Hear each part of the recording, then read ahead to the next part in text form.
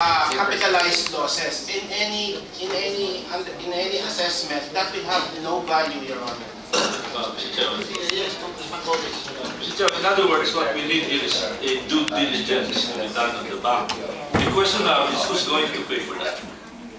If it's going to be due diligence, then it has to be a very reliable entity, like an auditing company. The question of who will pay for that? If we require a due diligence, which I think should be required, who will pay for it? Because if nobody will pay for it, we cannot get the due diligence. I don't think the central bank can do it. I don't think Congress can do it. Okay, it's a bit done.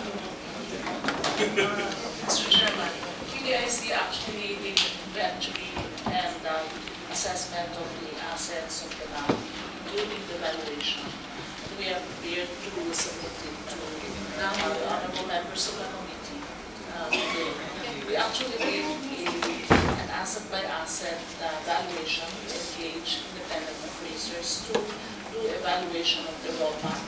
We have also looked at the loan documents to substantiate that these are really receivables of the bank, and that is the reason why earlier on, regarding the question of closure, this is what we have found in the records of the bank. We have actually submitted our receivership report to the monetary board, and that reflects the due diligence that PDIC has actually done in line with its role as receiver of the bank. So we are prepared to submit the report, status report, to honorable members of the committee regarding what we have found in the bank. Mr. Chairman, just for my education, does the PDIC have the staff and the competence and the objectivity? You know, that's very vital. I'm not questioning the PDIC, especially integrity, but in due diligence, it must be something that is acceptable to all parties concerned. And the PDIC might be an interested party here. So its assessment, its due diligence may not be acceptable to the other parties, particularly Banco Filipino, for example. Yes, Mr. Chairman, honorable members of Congress, we have our procedures that we apply at the time that the bank is closed. We follow these procedures in line with the rules that has been promulgated by the board. These are also acceptable practices. We apply with the auditing rules as in line with the procedures that we adopt. And as the Honorable Congressman Golez said, we are also really an interested party, and we want the valuation of the bank to be as reasonable as it can be, since it's aligned with our role as the deposit insurer. We have receivables from the bank. That's why we need to maintain a very prudential and conservative stance insofar as determination of the bank's ability to service its liabilities when the proper determination has already been done. Mr. Chairman, I remember, that's why I'm very concerned here with respect to the role of the PDIC. In the last Congress, the PDIC was here right in this room, and we were discussing another bank issue. And in this particular case, there were some instances of some fraudulent claims, where the PDIC would appear to be on the losing end. That's why I said that this is something very important. The PDIC is an interested party. You would like to minimize your liabilities here. In other words, because of that position, that might not be favorable to other parties, especially depositors. Okay. I think we're back to due diligence. I don't know about what is the position of the central bank here, Mr. Chairman.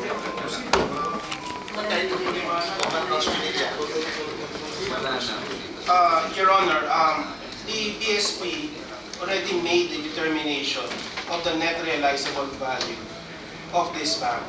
which is the basis of one of the basis for our recommendation to place it under receivership. Particularly, Section 30B of the BSP Charter says, has insufficient realizable assets as determined by the Banco Central to meet its liabilities. We have already made the determination, Your Honor, and have made taken the appropriate action. You know, it's for the PDIC to make its own determination whether the bank cannot continue doing business, as also provided for under the law, Your Honor. And I hear the PDIC saying that it's already done that, Your Honor. Okay. Chairman, okay, go ahead. From Attorney Yasay, Minister of Opinion. Thank you.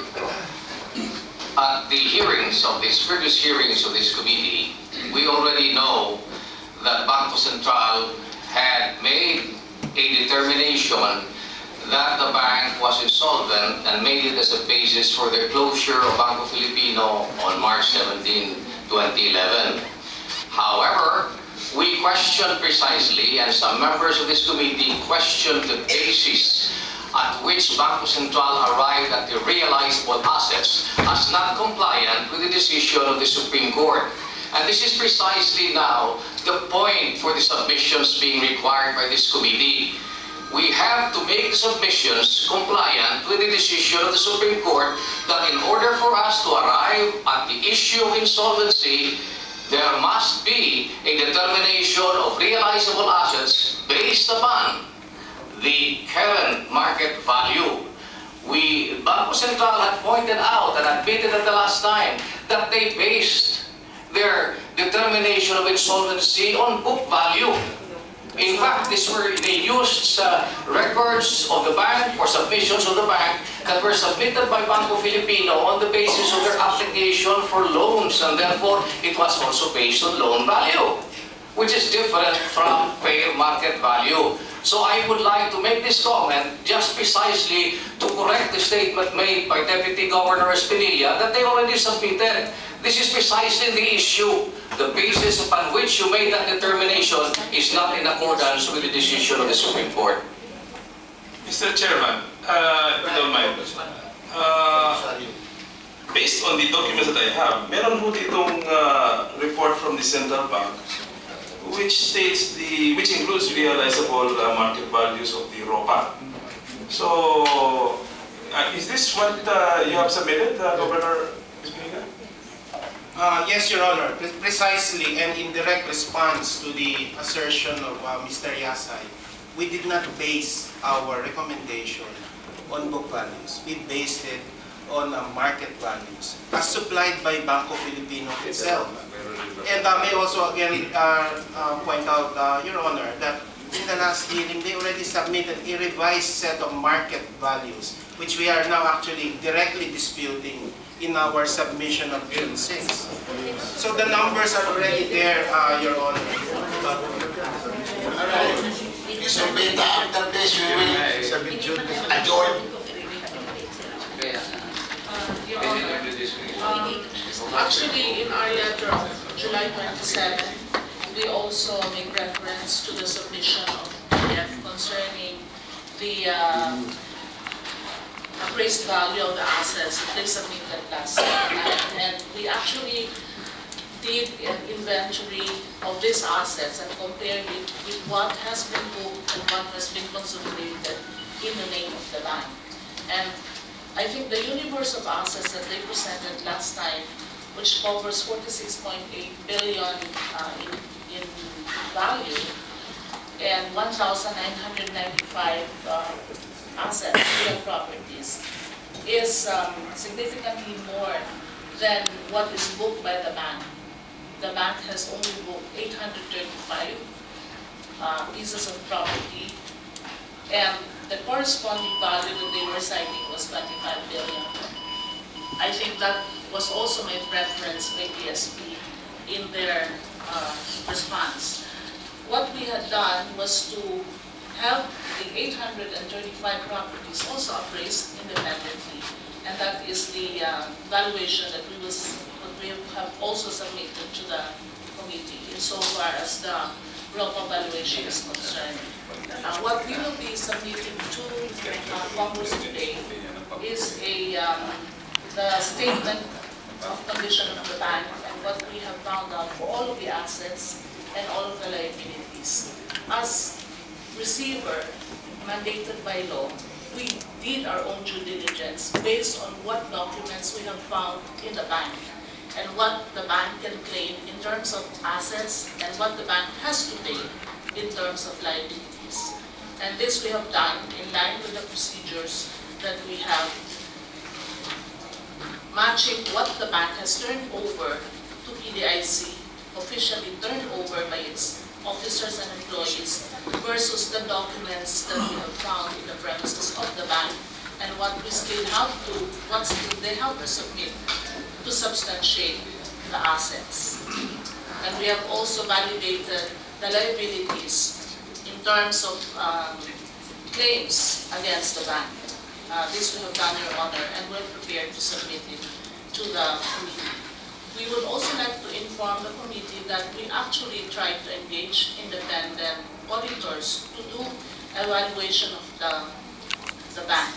But unfortunately, they were not keen to do the evaluation because the audited statements of the bank has been done since 2001, and they wouldn't know where to start.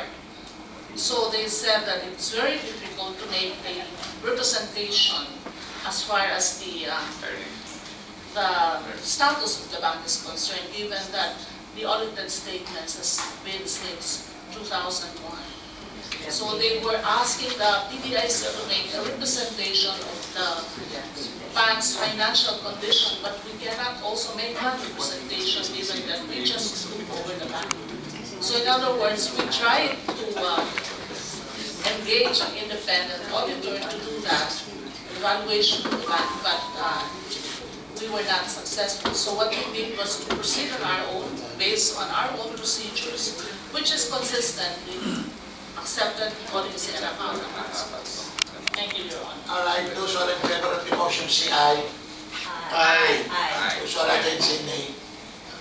The ayes have it. The motion is granted. The hearing today is postponed till August 16, 9:30 in the morning.